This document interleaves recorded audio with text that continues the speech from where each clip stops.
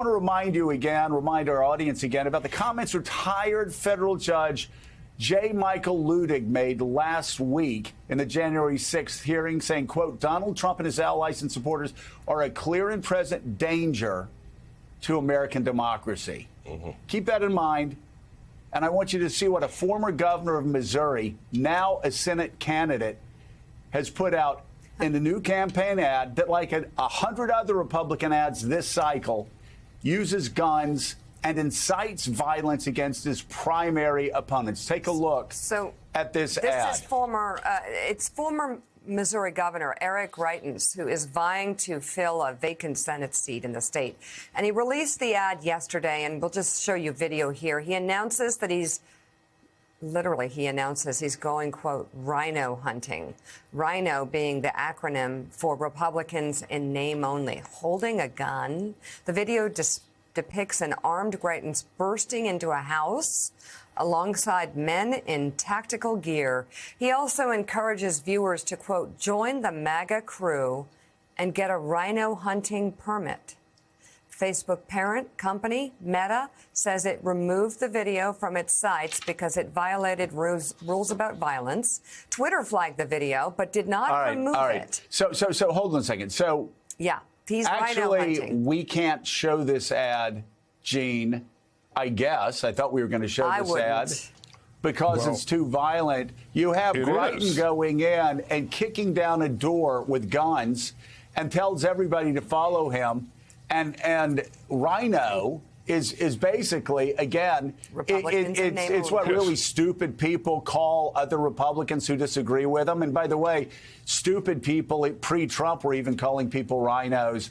It's for moderate Republicans or Republicans that disagree with them on the insurrection. But again, here's a guy carrying a gun in with other people, and they are hunting out their political opponents. And again, this is fascism. I tried to bring this up, and there were a couple of people that were being polite yesterday going, well, you know, maybe we shouldn't call it fascism, and I don't know whether it's fascism.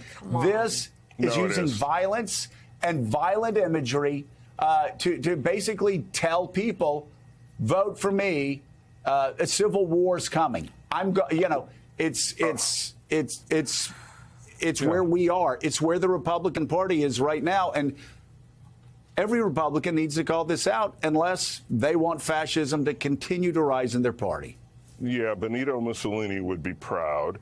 And just one question about this. Isn't making terroristic threats a federal crime?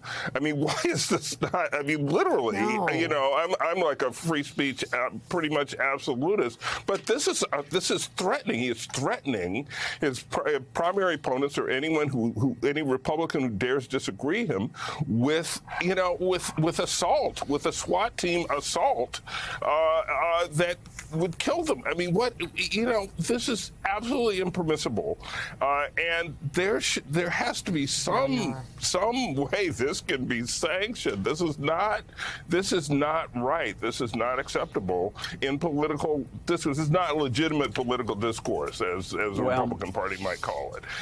Anything but.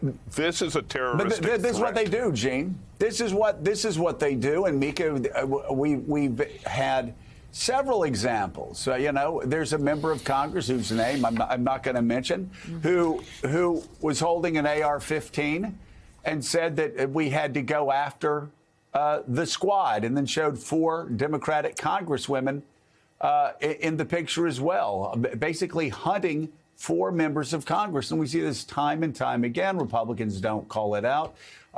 We're seeing it here with the Greitens ad. I would hope Republicans would call this out, but they just don't. So again, I just want to underline again, we're talking about the rise of American fascism. You can look at January 6th. You can look at ads like this. You can look at the continued use of violence and imagery. You can look at Donald Trump telling his audience members to beat people up in the audience that disagree with him. It's fascism. And this is why, unfortunately, this is the only thing that needs to matter when you're casting your vote, which is very hard to say because this country has a lot of problems and we have a lot of growing pains we still need to go through. We have a lot of issues which we've fallen back on. But right now, this is the issue to vote on. And even Hillary Clinton made that clear. It's either we move forward toward continuing a democracy or we fall into something very dark and very frightening and very real. It's not an exaggeration at this point, especially when you look at how this is pervading our politics from the bottom up. All started pretty much by Donald Trump. There are a lot of other reasons from past presidencies that we got here. We can have that conversation. We can make all that blame. But this is where we are. This is what matters between. It's not Democrat, Republican. No. In terms of voting. No, it's not. And it's not. It is. It's democracy it's a growing wing inside the Republican Party. And it really, again, we can debate abortion, we can debate guns, we can debate and we should. Interest rates, we can debate gas prices, quantitative easing, we can debate 1,000 different issues. But for a growing wing of the Republican Party, it's just straight out pro-democracy versus anti-democracy. And you look, whether it's Vladimir Putin, whether it's Orban, or whether it's just fascism, please go on your Google machine and look up the definition of fascism. And whether it was in Germany, whether it's in Italy, wherever it is the pushing aside of democratic norms, the use of violence to do that, the use of violent imagery to do that, the glorification of violence to achieve whatever means necessary, use whatever means necessary to achieve total control and push aside democracy. And it's happened over and over again. And Jonathan Lemire, this is obviously a political battle for Democrats to take part in. But I do keep wondering when the hell there's going to be just one or two Republicans with a national platform that stand up and actively call this out and aggressively go against it and say, this is not who we want to be.